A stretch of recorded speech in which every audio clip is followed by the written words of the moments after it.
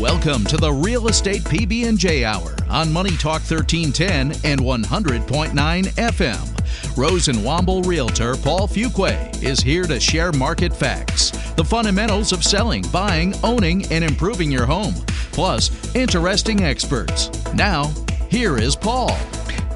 Well, welcome to the Real Estate PB&J Hour. As you know, the purpose of this show is to share real estate news, advice, and experience to help you make sound decisions on one of the biggest investments you'll likely ever make, your home. I'm Paul Fuqua. I'm a full-time professional realtor with Rose and Womble Realty. And over the past quarter century, I've been very lucky to help hundreds of buyers, sellers, and investors in Hampton Roads. Both buy and sell houses. I've handled some commercial properties successfully. And I carry a little bit of experience, somewhat wizened as a consequence. Now, my co-host today is Kim Pimento. Hello.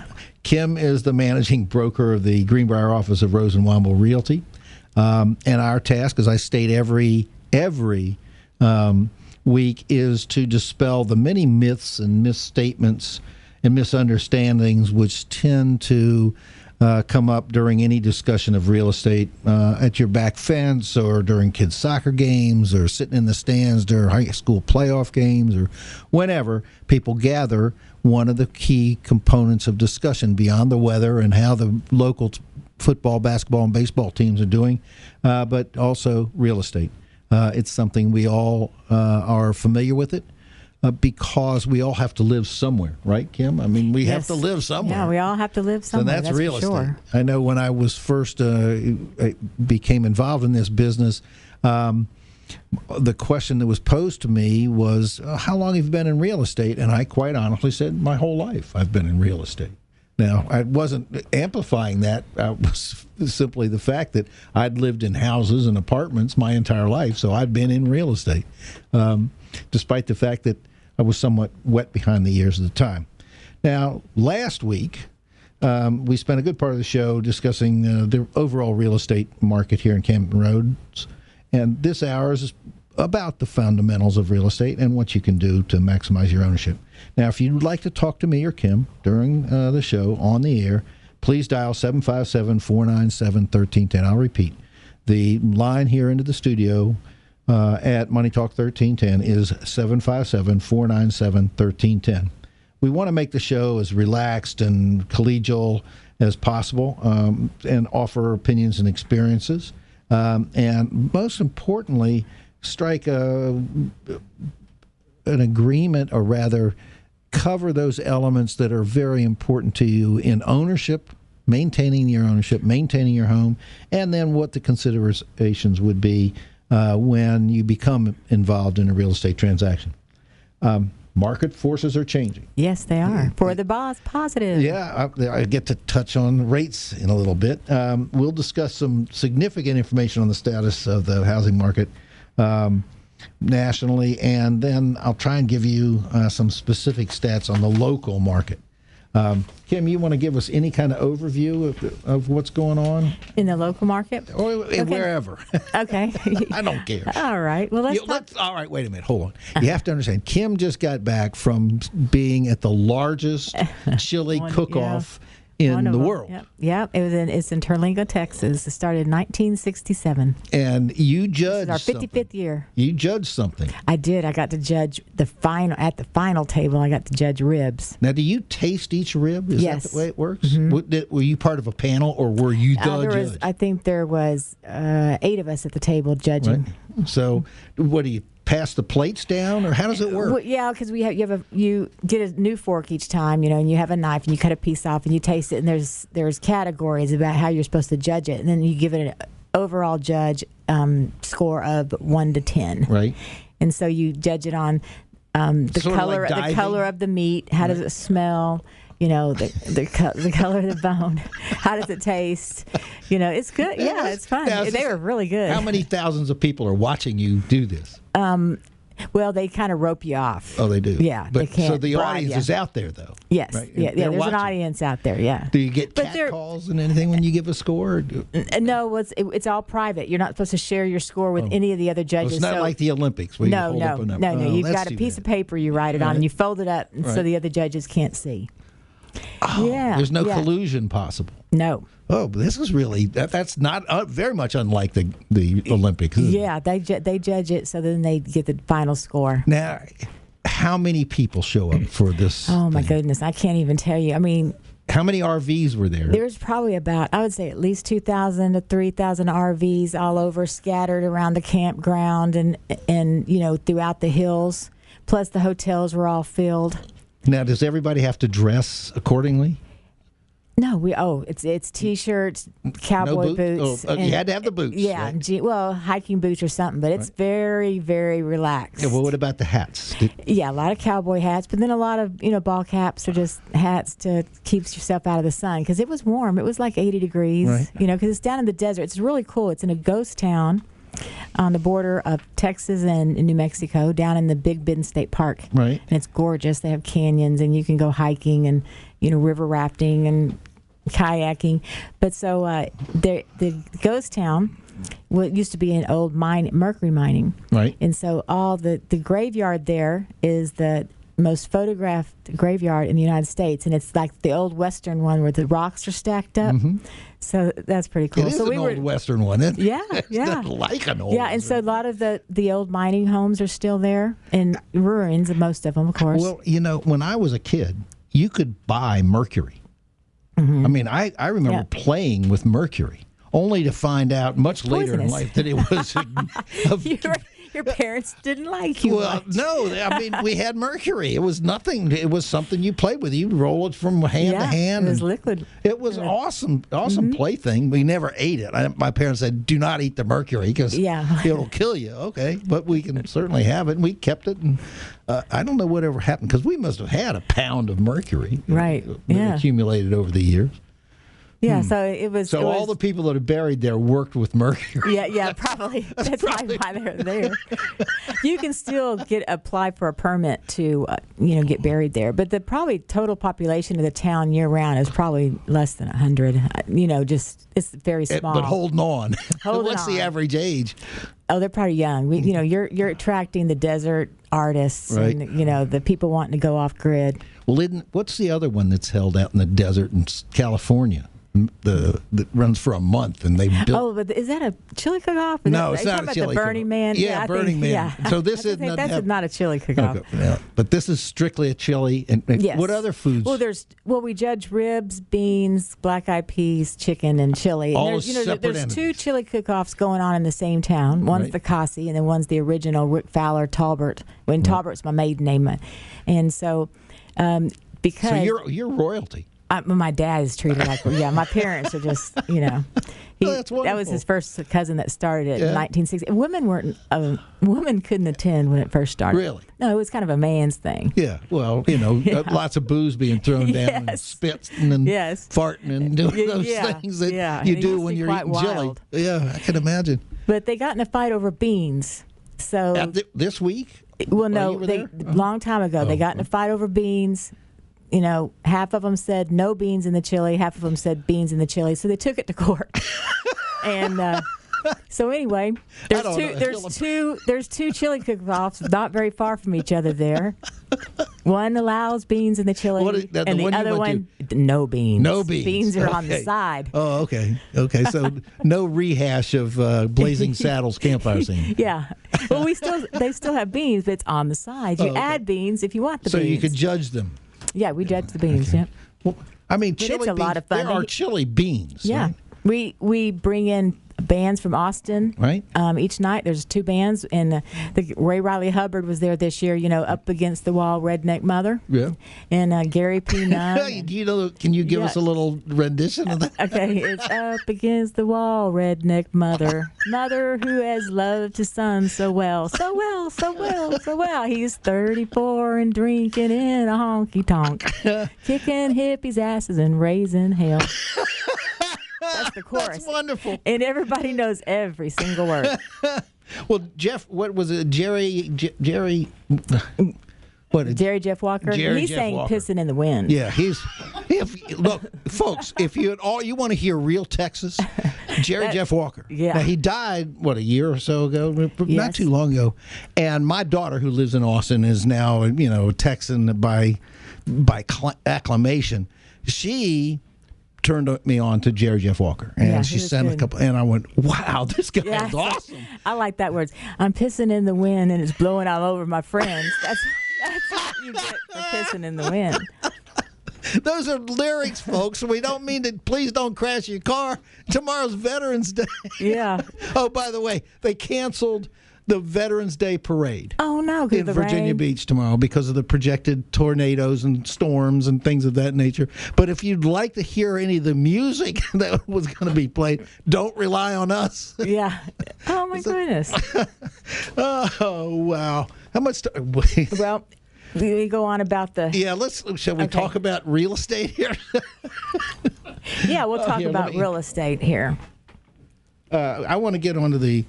I think you should give your good news, Paul, because I think that's the most exciting thing. The good news. Okay. We've been listing and complaining and worrying about interest rates, and they kept going up and they kept bouncing around. And I can tell you that as of today, these were the quotes with all the standards of 740 score and credit Reserves. score and reserves and all those things. And this is on a $400,000 loan, that the non-conforming rate, which was last week 6.625, that's a jumbo with 1.5 points, last week it was 6.625, and this week it's 6.625. So there's no change with the non-conforming. Conforming last week was 7% with 1.25 points. This week, as of today, as of just a couple hours ago, Holly Robinson with Advanced Financial Group gave us these numbers, 6.375 conforming with 1.125 points. All right, that was 7% last week, 6.375, a 6.625 decrease. Conforming investment, which in most instances, big investments are cash or very close to cash. That's last week was 7.625 with 1.5 points. This week it went down 0.3 of a point to 7.375 with 1.875 points. So they kind of made it up on they the made point. it. That's kind of stayed the same. Yeah. But FHA and VA, which comprise almost 90% of the loans that are placed in this area, FHA and VA went from 7% last week with a point. This is FHA last week, 7% with a point, to 6.5% today with no points. That's big because that's a that big point change. costs you some money. Yeah, exactly. 1%. And a VA went from 7.125 with 0.875 points to 6.5% with no points. Yeah, that's a good news, I think. Yeah. Now, remember, that's still a noticeable amount in your payment. that Especially with the changes it. points. So, it opens up the opportunity if you're considering buying. It opens up an opportunity for a little more money to fund available to you with the same kind of monthly payment that you're comfortable with. We can't tell you that those are going to stay the same. We can tell you that we've seen a number of programs come in to play, buy downs of interest rates beyond these. One suggestion I had from one lender was a contract for an opt-out after 2 years of paying the current rates to refi with the same lender. And you have the opportunity to do so at whatever the prevailing rate at that time is. So if it's gone up, of course, you wouldn't refi. But if it's gone down significantly, you are under contract with that lender to refi. And that's, again, at your discretion. Yeah, they're getting creative to try to help people, I think. And the understanding is the housing market in the United States really helps drive the entire economy. It did for the past 5 to 7 years. Housing was one of the key elements of the housing, of the success of our economy. Yes. And when it slows down, as it has now, it has a very serious impact on the overall financial well-being of our country. All right, let's see. That was that. So you want to talk about October's data points that came out today from RAIN, hot off the press, right? Real Estate Information Network. That's what all the realtors use in the area for their information, and this is where these stats came from. Active residential listings totaled 4,092. That's down 1.74% year over year, or 1 year over year, but up 0.88% month over month. Pending sales were 2,003. Down 34.46% year over year and down 16.5% month over month. Settled sales during the month were 2,312. That's down 28.86% year over year and down 12% month over month. The median sales price of a home for the month was $310,000, and that's up 6.9% from $290,000 last October.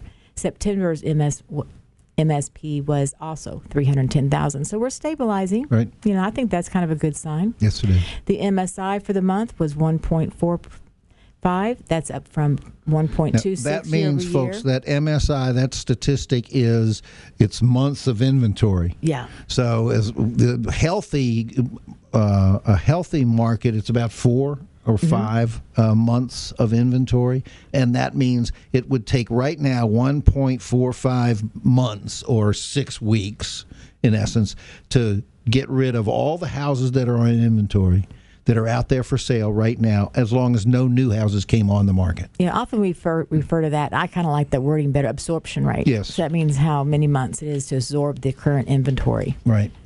So that's up 1.6% year over year and slightly from 1.4 month over month. Right. Median days on market for residential listings was 19. That's still low. That's in October now. That's in October. That's a month over month increase of 1 day and marks the highest median days on the market of the year so far. Now that's changed That's it's kind of gone up. Yeah, it's gone over up. The year. Someone asked us last week, called in, and wanted to know, and we touched on that, and I told him that right now I would say that it's more like 25, but that may be too radical. You don't want to promise that a property is going to come on the market and immediately go under contract, which is what that statistic of 19 days shows. Because in most instances, you have a 10-day time frame for your inspections and condo or homeowners association. So that uses up 10 of those 19 days. Yes. Excuse me. So residential new construction sold in the MLS during the month was 244 compared to 264 last October. So the overall market summary for October 22 was active listings were 1.74% up. The pending sales down 34.46%. Settled sales down 28.86%. New construction sales down 7.58%. And median sales price was up 6.90. Okay, folks. It's time for us to take a break. You're listening to the Real Estate PB&J Hour with Paul Fuqua and my co-host Kim Pimento. We're streaming live on MoneyTalk1310.com, or you're listening to us on 1310 AM or 100.9 FM. If you have any questions, you can reach us at 757-497-1310. We'll take a short break, and when we come back, we'll continue discussing real estate and the market today and some other very interesting material on Air BnBs. See you in a few minutes.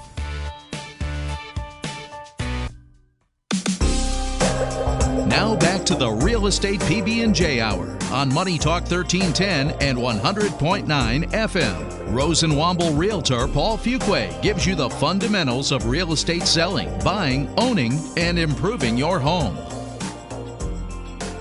Well, welcome back.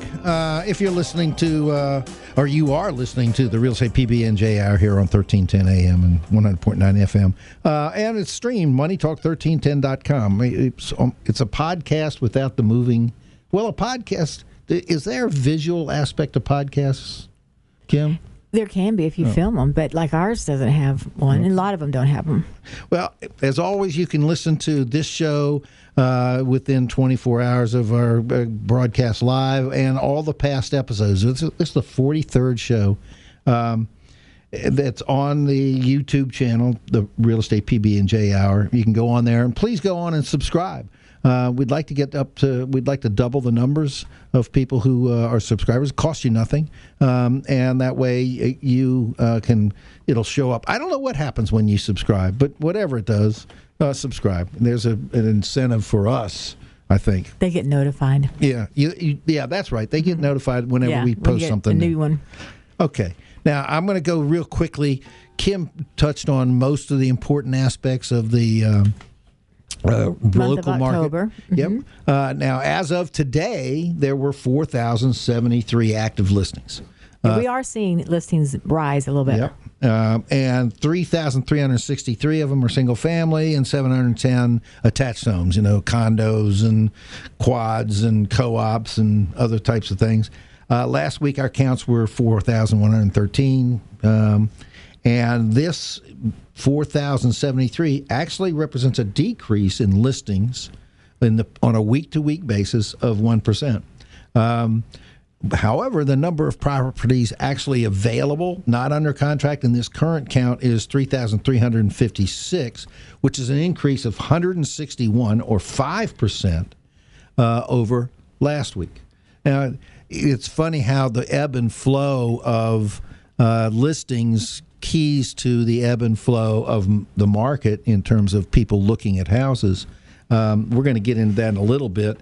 And if you would like to see or hear any more of these statistics, which we can help put you to sleep, one, listen to them on your YouTube channel with an automatic turn off, or call in and we'll certainly be able to give you more information. Now, we want to review a little bit of last week's topic, which was somewhat centered on the emotional aspects of the market, and most importantly, the impact of the theater of political campaigns. It's a political theater, and all kinds of claims and statements and malapropisms and crises are discussed in the course of a political campaign, whether it's here in Virginia, or it's in Texas or Florida or Massachusetts. Political campaigns create a certain degree of uncertainty in the minds of the public because the unknown is who's going to win. I don't care how many polls you have pre-election night. You don't know until the voter has spoken, and we've seen that in most recent elections, both national and local. But under the market has slowed because our current inflationary pressure and the corrective actions taken by the feds in raising interest rates, they've doubled over the past several months. It's slowed up the housing market. Plain and simple, right? Yes. And we're seeing it in a number of instances where houses aren't being visited. They aren't being toured. They're well priced, they're well prepared, and they aren't getting people coming through the front door. And I don't have an answer for that. That's despite the fact that the historic lows of inventory and the always present need in this area for housing buoys the price points. I mean, we haven't suffered a big drop-off in pricing whatsoever. It's been a modification, but it's not been a drop-off. It's not been that anticipated crash. No, but we're seeing sellers give a lot more concessions. Yes. And that can kind of offset it, because if in the prior market, everybody was having to put well over what they paid, what the asking price was. And now, if you kind of had that kind of money, you could set it aside and use it to buy down points. Right. And, down payment. It's times such as this that the law of supply and demand is most explicitly illustrated. We have a constant inflow of people into Hampton Roads. It's the military presence. We know that. And there are supporting organizations and industries that support the military effort here. And that effect is that we have people constantly, either by choice or by necessity, moving in the area, and that we're not going to change that, and that drives the market and allows the pricing points to be relatively constant. And we're going to, but in this particular time, there is a but, and that's the increase in the cost of borrowing money. I mean, it has had its impact. You see it every day, don't you? You see it because you've got 40 agents that come back to you and say, nothing's happening. No one's calling me. Yeah. But it is costing the sellers. It's costing the sellers right now because they pay in concessions that comes out of their pocket. Right. So, I mean, sellers are having to pay more to sell their house. Yeah, and, a lot of this, I tend to maintain that the whole process of real estate, both buying and selling, is very emotional. It's always been that way. You can see it in body language when people walk into a house, and you can see the impact of that house, and they know it's theirs, right? For and whatever reason. It's emotional. It's scary in a sense. You're kind of up in limbo. You don't know if this deal is going to go through. You know, and as agents, our job is to stabilize their feelings of, okay, she's got you, or he's got me. He's going to make this happen, right. And to calm them down, lead them through the process, and leave nothing hidden. Right. Put it all on the table up front. I always tell people that, I know you might not want to like to hear I would suggest listing your house at, but I would rather tell you the truth than to overpromise, and then you get mad at me in 2 weeks when that house hasn't had a showing. Because if the house is priced right, you still get. If it's a nice, well-kept property, we're still seeing those sell pretty quick. The language I try and use is the house has to meet the expectations set by the price. Right. And with HGTV, everybody's expecting pristine. Well, yes, and you can prepare a house to the most pristine level, hospital room, operating room, cleanliness, and there's a but. Light fixtures can be outmoded. There can be wallpaper. There are any number of things that detract from the emotional appeal of a house. And when we have today increases in the cost to buy and the cost to sell, it limits the level of choice, and it also is. It's stressful. Yes, it's stressful. It puts both for the seller and the buyer. And remember, you're not a seller until you have a buyer. You can have a piece of property out there on the market, and you are considered a seller, but you haven't sold anything until that contract comes through, and you don't control that. And the only way you control that is you control the property, you control the condition, you control the hours when it's available. You work in concert with your agent to make certain that there's a sizzle to sell along with the steak. That's one of the aspects. You were just down there with all the chili. What made the chili different? There was a sizzle. There was something beyond. You graded the bone, right? Right. Oh, really? Yes, the color of it. But people come into homes, especially when they have a need to buy, and they will eliminate a house on an emotional basis. I don't like the color of that room. That was going to be my daughter's room. Mm-hmm. Well, wait a minute. You could paint it. Well, that's why pink rooms are not looked upon favorably by real estate agents. Right. Well, I think that anytime you have a bold color, you should probably, if you can, paint over it. Right. The other element is that real estate is a repository of memories. When you're selling a home, you're not selling a house. When you're buying a house you're going to turn into a home. And what constitutes the difference? The difference is the memories that are built there. And I always realize that my buyer is serious about this house when he or she starts placing the favorite furniture. When the sofa can go here. Well, then there's a certain amount of bonding in this house. And we want to make certain that they come back and feel comfortable and take measurements. Unfortunately, the technology today has created a situation on my listings where they can get the measurements without going to the house. They do it right on screen. Just beep, beep, beep, beep, and that room's 14 by 14. Well, Yes. in the old days, he used to come back through. That's technology defeats that. And buying, the whole process is predicated on the confidence level of the consumer. Sellers aren't going to sell if they don't feel comfortable buying something else. Yes. You know. Well, there's something called a first right of refusal, and I think that's probably going to be seen more. We haven't seen those in a while. And I know I've even had one back in the day where I had several properties in the chain, and that would be where a seller would accept a property where the buyer has something to sell.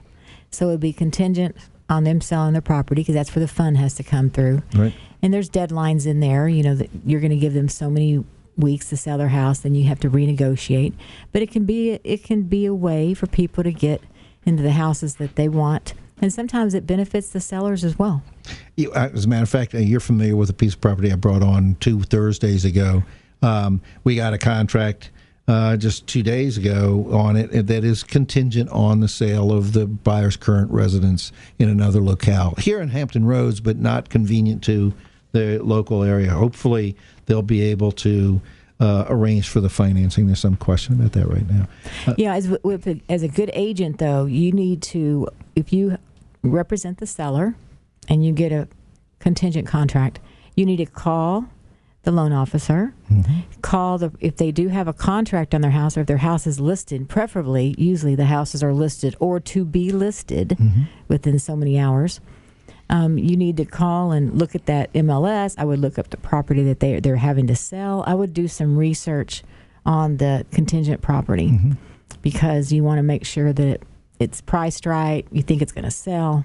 And that's sometimes, if it's within this geographic area, we can do that. But when you have someone coming from Oklahoma, for instance, or somebody from Iowa putting their house in the market, it's a little more difficult. It's difficult, but we still have Realtor.com, and we still have RPR. We can do lookups, and you can also call that agent. You can still call the agent. And the key element is to make certain that the interests of the seller are protected by keeping the property on the market as an active listing. That's what a first right of refusal does. It allows the seller to continue marketing the property as active, and it says, this is contract A. Contract A will go through if and when they meet the terms that they've set up as a contingency. If another contract comes in, another couple is under contract B, that can be contingent on the release of contract A.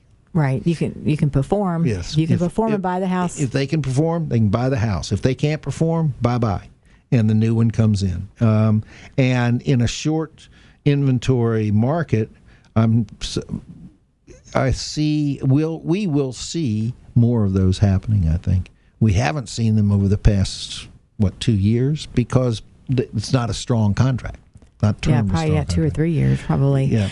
But the problem with that for the sellers is that unfortunately, in our MLS, it's contingent. Well, contingency is either a first right of refusal, it's a property inspection, HOA docs, sometimes it's condo docs, sometimes it's approval from the court.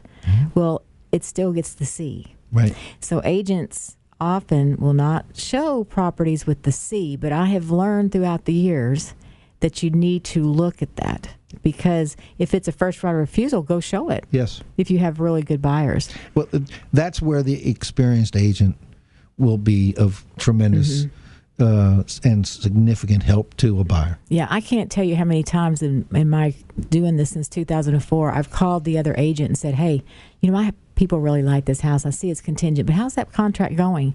And I'll be darned, a lot of times I get, hey, it just fell through, or hey, it's not going so well. Right. So I think, if there's a certain neighborhood, that perfect house is under contract, it's worth a call. Yes. And that's really why the FRR, the first right of refusal, is there.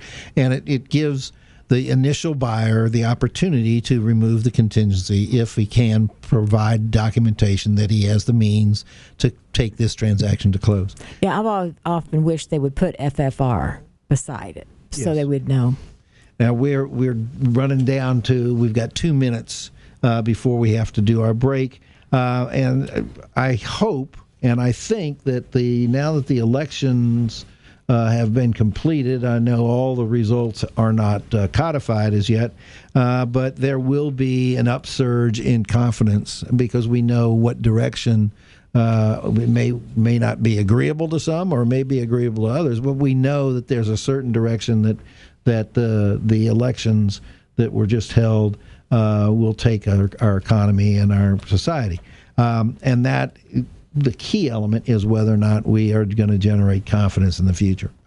You can't sell housing premised on what memories to make if you're not confident in where you're going to be 2 years from now. Because right now it's like everybody's just reluctant. Yes, and it's understandable. It's absolutely understandable. Now, you're listening to the Real Estate PB&J Hour with Paul Fuqua and Kim Pimento. We're streaming live on MoneyTalk1310.com or 1310 AM and 100.9 FM.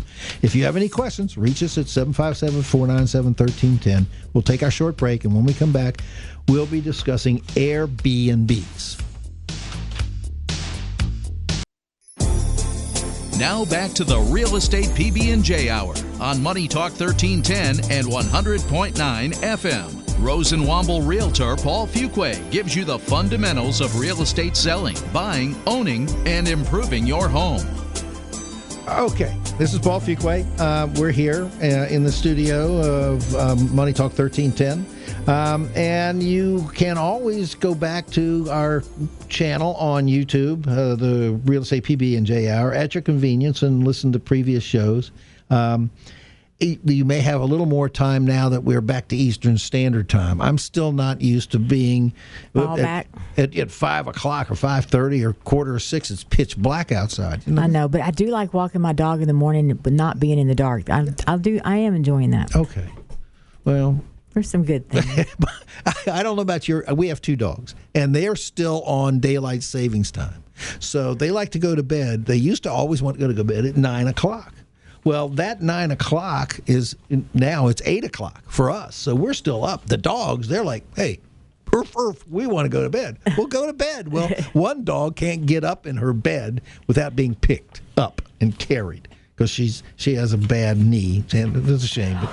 But I'm not going to burden you with that. But the idea of looking out the window here at the studio and seeing pitch black out there, that bothers me. You know, I like sunlight. I'll never move to Europe.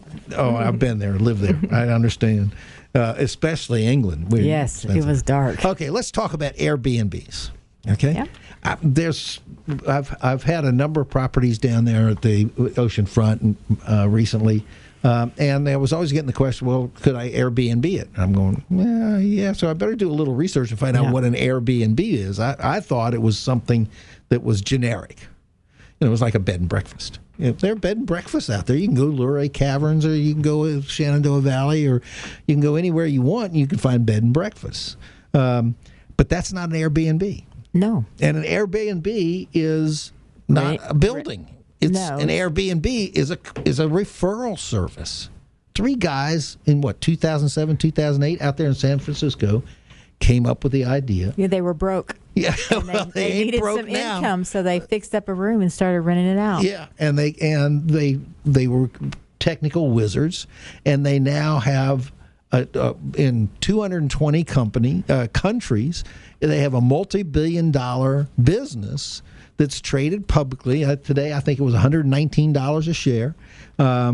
And what they don't own any buildings, they don't own any houses, they're not like a hotel, they're not like Hyatt Regency or Marriott or anything like that. They are a computer service that allows principal to principal or peer to peer rentals.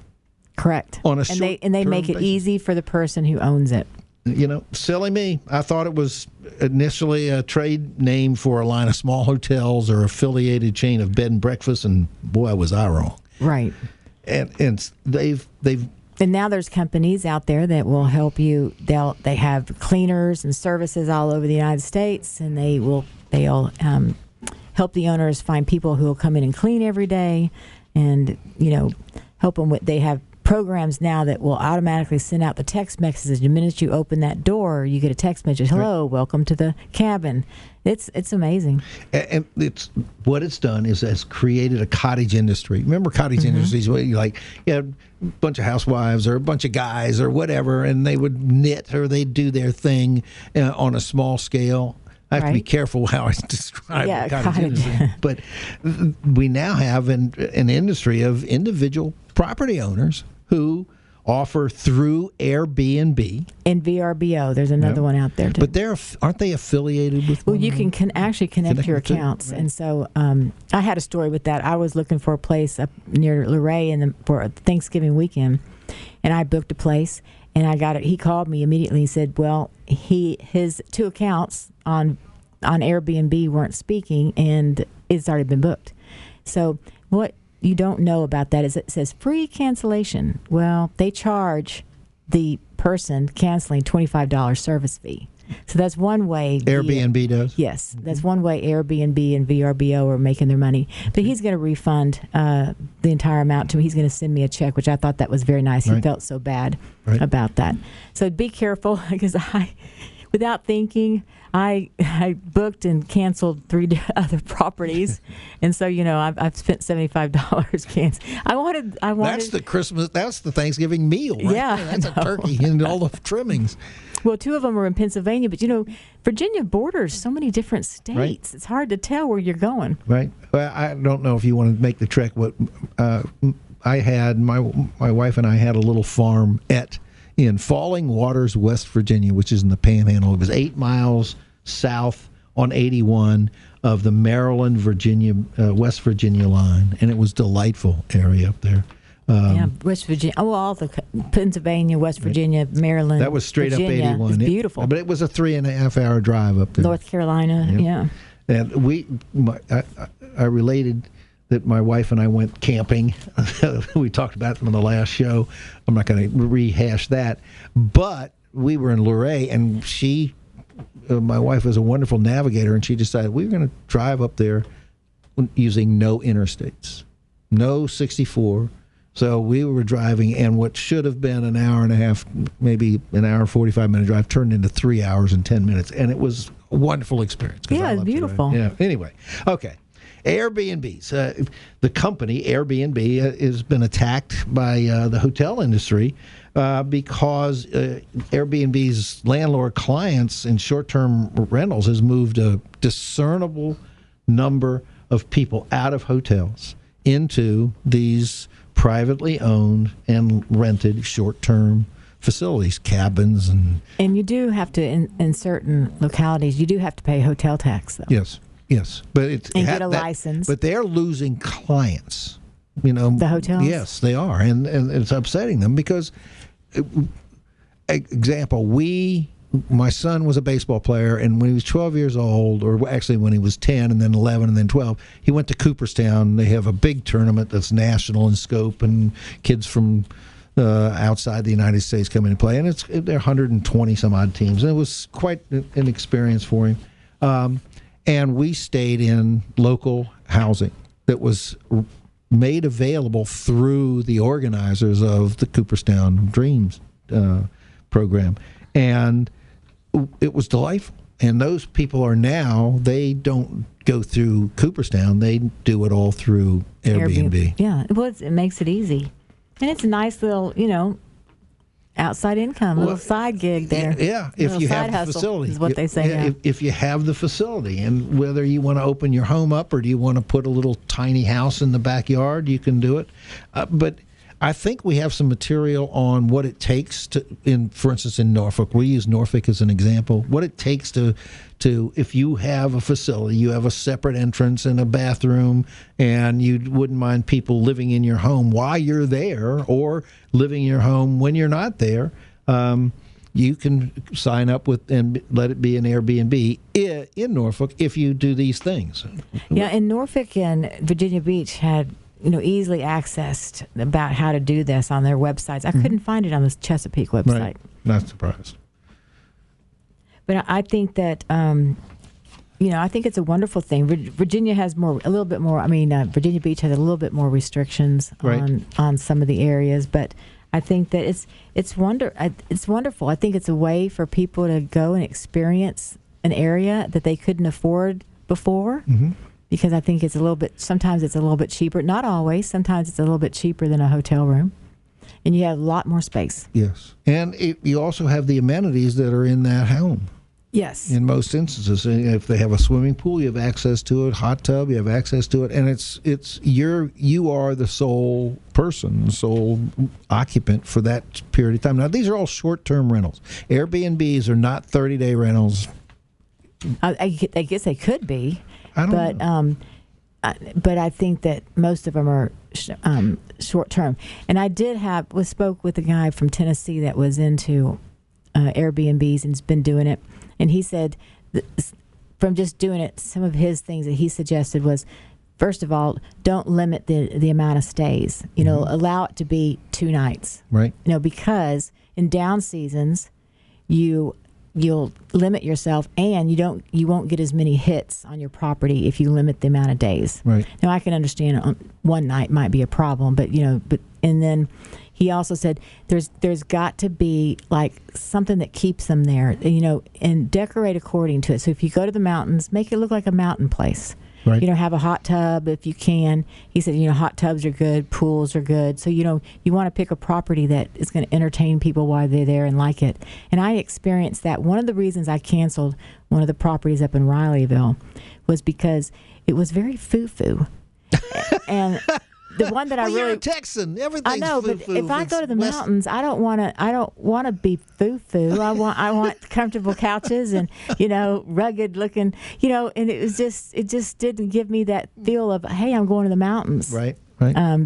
So I think not everybody would feel. Have like I got that. a campsite for you? Yeah, not everybody would feel that way. But that's one of the tips that I was reading about. Is you really need to describe your cabin very well. Right. And pictures are huge. Right. And see, she didn't have any pictures of like the outdoor area, the fire pit, or anything like that. And I think you're really doing yourself a justice if you don't spend some money and get some professional photos of your place, unless you're just a great photographer. Right. But I think that helps immensely. What do you think in the research we've done that it's worthwhile for somebody to pursue an Airbnb? I think so. What if you want to do that? What would it? I mean, what's the permitting process? If let's say I have a garage, I have this great big garage, and if I converted that garage, or I have space on my little property where I could put one of those tiny homes. It seems to be that you have to get a permit or a license from the city and pay the hotel tax, and then after that, there's just requirements like one parking space per bedroom. Right. You can only have 3 people per bedroom. Right. You have to have. There's no limit to the type of property. It doesn't say it has to have a bedroom. I mean, a bathroom. I did see some online that there was no kitchen but a bathroom. Right. So I'm assuming there has to be, because they have use of the main house. The main house or the hall bath or something. So I think that it's just, do you want to do it and set it up? It's got to be furnished. Some supply linens, some don't. You need to read that, because I noticed. It was in the descriptive part, not in linen supplied. Now, some of them. So I think you really need to read the descriptions, and then as a person who owns one of those, I think you need to do it in bullet form. This is what I supply. Right. Because I would get really mad if I went way up to the mountains and found out they didn't supply linens. Right. I would go, what? Okay.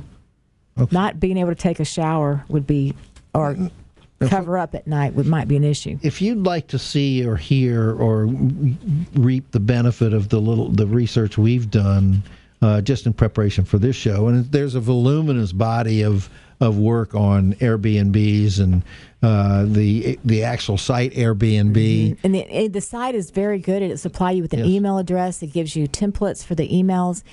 They've made it so automatic, and there's programs out there to make it automatic for you as well. So if you are considering you want to downsize, you may want to consider keeping the house that you have right now, turning it in if it's permissible under the zoning regulations of the jurisdiction. Or if you travel a lot when you're gone, make it an Airbnb. Make it an Airbnb. See, but I don't want people in my personal space. Right. If maybe I had a pool house, But I'm not sure if I'd want someone to come in and live in my house. Well, when I was going through the materials, I'd have to hide a lot of stuff.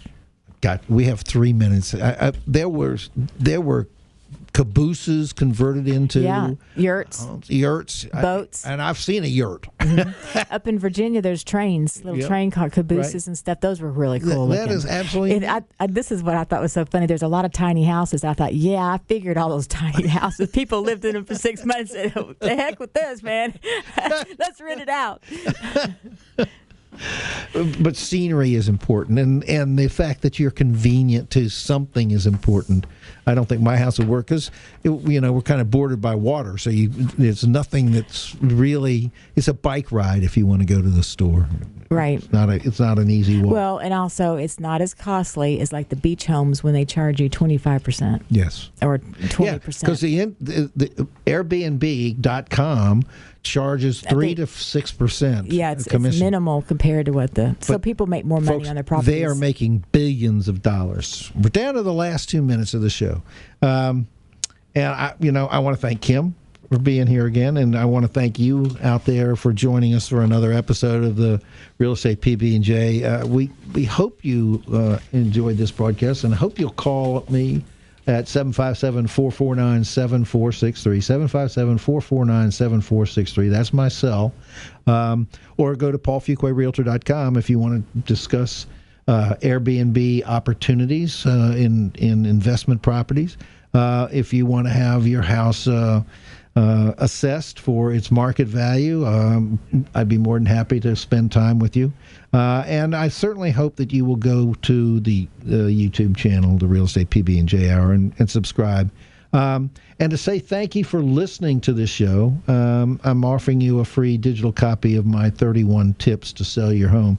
It highlights the strategies I've used over the years to sell homes in this area.